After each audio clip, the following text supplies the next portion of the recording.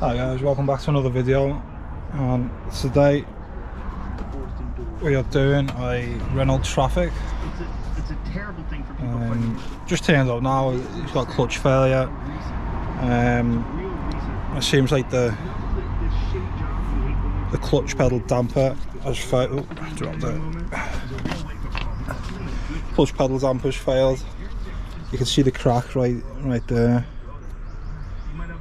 So either the clutch has failed and caused back pressure, or this has just failed on its own, and that's what's caused this problem. So we're going to try and get one out of Renault now, because you can't get one anywhere. It's main dealer only.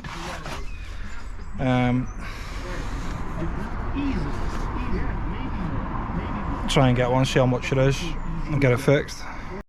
Right guys, so we've rang the Renault dealership, and they've not got one in until, in the earliest they said they could get it was tomorrow, but we are fully booked until Tuesday, so I'm gonna have to check, see if he wants us to come back on Tuesday and fix this problem for him. So for today it is, I think it's 9:30, and we're done, back home.